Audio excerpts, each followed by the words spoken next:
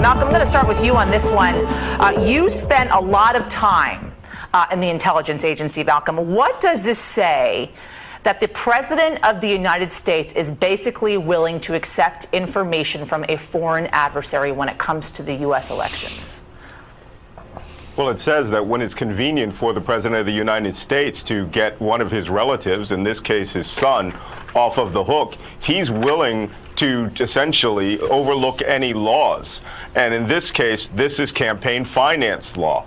You cannot accept information from foreign powers, even if they're allies. As John Brennan said last night, that ally that you think you're talking to could in fact be a foreign intelligence agency using a cutout.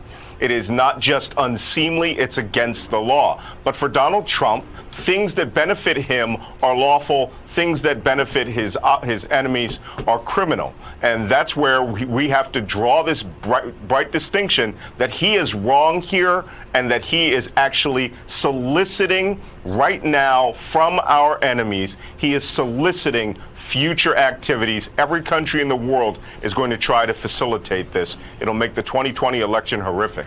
And Clint, talk about how the intelligence community is going to deal with all of this, especially when you hear Christopher Wray, the FBI director, say directly that if you get contacted by a foreign government with regards to information that they want to give you in order to help you with the election or in any form, shape or form, you need to contact the FBI on this. And the president is saying that's completely wrong. How does the intelligence community react to all this? And also, what is going to be done to be watching candidates come 2020, especially the Trump administration, considering what the president just said? Yeah, it's perplexing. If you're inside the government right now, you're preparing for 2020, Department of Homeland Security, FBI, the NSA. It's just really confusing today because you're hearing the president say one thing and you're listening to the FBI director say another. We just went through 2+ years of the Mueller report, diagramming and detailing all of these things that led to the influence of and interference in our election last time. It's caused massive chaos in this country, and we're essentially looking to do that again here in 2020 with the president's comments. I think it's going to be tough for FBI agents, for example, assigned to the Foreign Influence Task Force, to go out and do counter-intel briefings, do those briefings for the Democratic candidates, and then turn and have the president say, I'm not going to call the FBI maybe, and you shouldn't either, and the FBI director's wrong. You're really then asking other Democratic candidates to not do this, right? Yeah. They're putting themselves potentially at a disadvantage.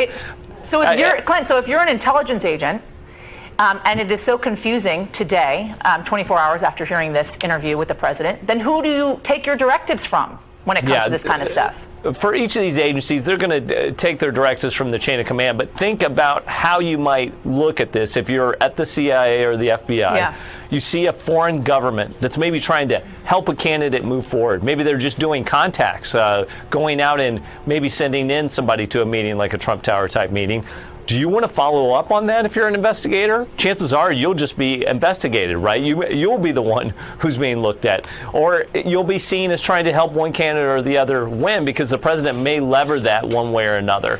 This has pretty consistently been what's happened over the last 2 years, where we see everybody that's touched this investigation has been investigated. Some have been fired. Some have been removed. It really debilitates our counterintelligence capability, and our foreign adversaries know that. If they want to tie us in knots today, all they need to do is hack some databases, drop some information out, do a coincidental meeting at a hotel or maybe at an office building, and they will put us in knots. So it's an attack where someone attacks us and we attack each other. And these are the type of things that the Russian government does every single day to CIA case officers, as we all well know. Malcolm Nance, I quickly want to touch on the fact that this is basically a struggle of our free and fair elections in this country. This country is based on a democracy. We are the pinnacle of democracy in this world, and free and fair elections. We are able to look at countries like Russia and say, well, when there's a 90% approval rating for a president, when there's 90% turnout when it comes to the elections, and Vladimir Putin hands down wins an election like that, you tend to question the way in which an election is run in a country like that. Well, we no longer can hold ourselves up to that standard anymore, to that high standard of free and fair elections and democracies in this country, especially when you hear something like what we heard from the President of the United States yesterday. Well, even though the 2016 election was contentious, I think it was a clean and free and fair election in so much as the ballots, as far as we can tell. We don't know exactly, but for the most part, a free and fair election. 2020 is going to be a completely different animal. 2016 saw the rise of influence operations and information warfare to hack the mindset of the American public towards a particular candidate. 2020, and certainly with what the president said yesterday, now what you're going to see is a flood of information coming in from all over the world. And in fact, they could actually do it against the Democrats, as Clint was saying, in order to create that perception that Donald Trump himself and his team would attack.